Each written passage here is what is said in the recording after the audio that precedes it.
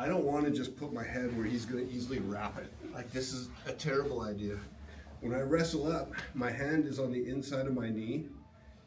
You guys should probably come on this side where you can see, because he's going to ask me to help in about a minute. You're going to be like, I don't know what to do. I'm like, yeah, because you're sitting behind us.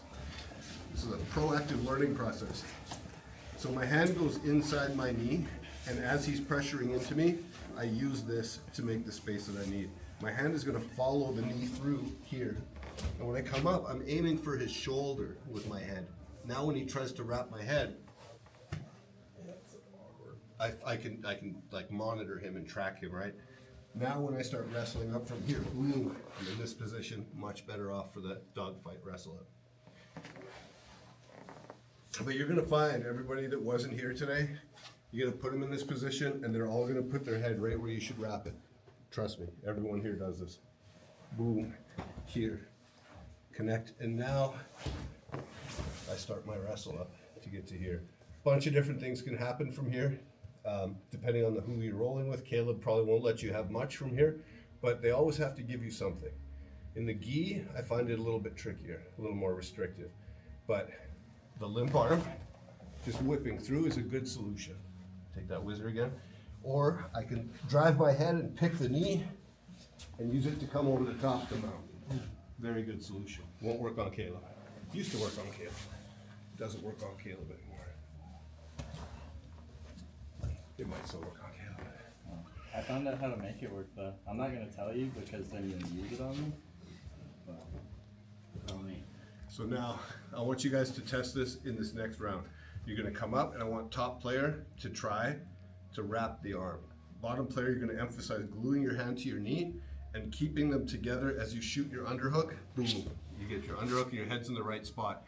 If I try to commit here, he uses that to wrestle up and get on top.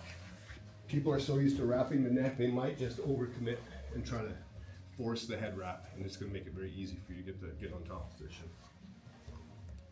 So top player, that's your job right now. So here, I'm trying to wrap the head if I can get it. Go ahead. Boom. I can't wrap the head. He wrestles up. Watch Eric's feet here. Both feet come to the inside. He peels my leg and hops up into this dog fight position. I think everybody here, aside from probably Josh and Atticus, are familiar with this really common position. Now I want you guys just to wrestle from here and see who can get on top. If I try to uchi him, he uses it against me. Right, so whatever happens, you guys figure it out. Like you two, we'll work with you, get some options. But I think everybody else here knows the position, right? Marcos, yeah. Jax. Come on, Jax. You've been training 7 years. 17. 17 years. All right, let's go. This.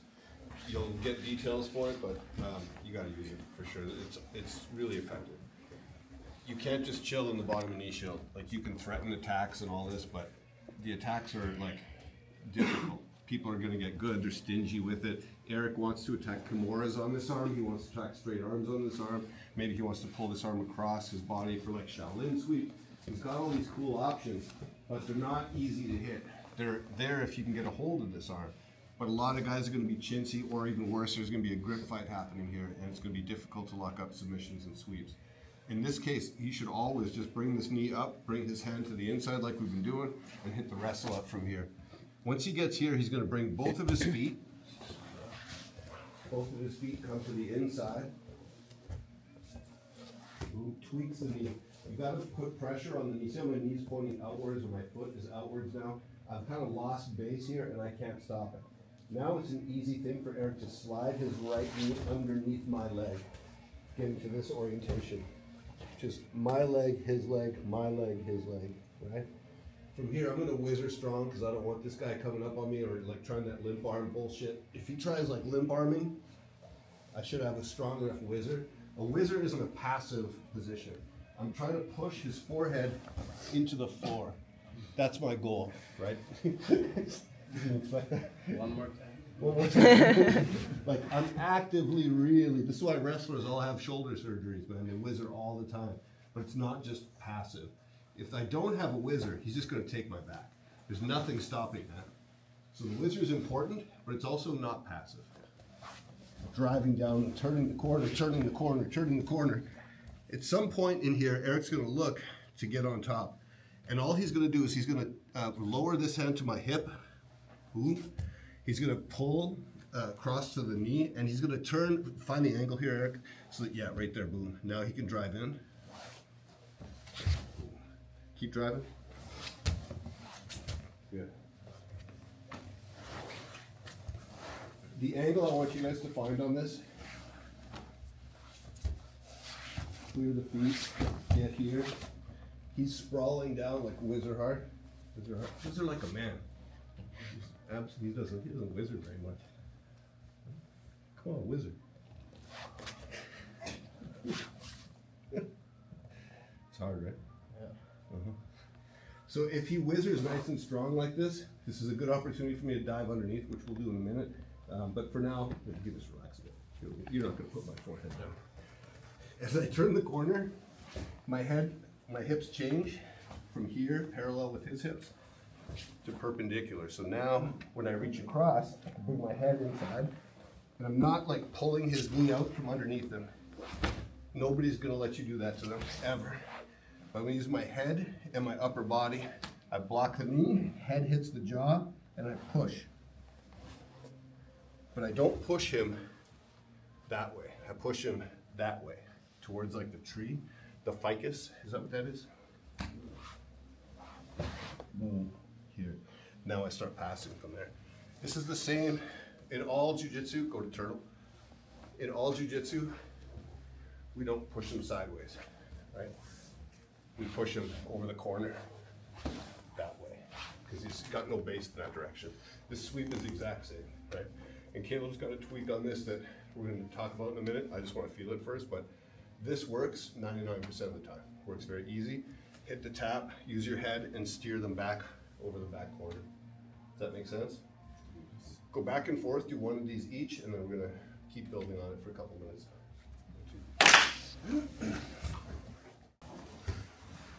Cool. Keep coming to the inside. Tweak his knee to make it light. Get to here. If he whizzers or he tries some Uchi stuff, or he lifts, I can come underneath, grab the pants, and roll with him, using it to get up on top. Cross face him right to the lips. Eric likes that one. Give me back. No cross face to the lips, please. The harder they whizzer you here, driving a lot of pressure, he could dive underneath.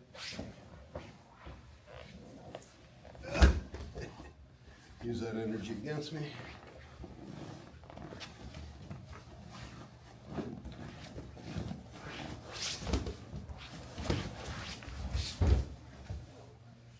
Make sense? Goose. Okay, let's go.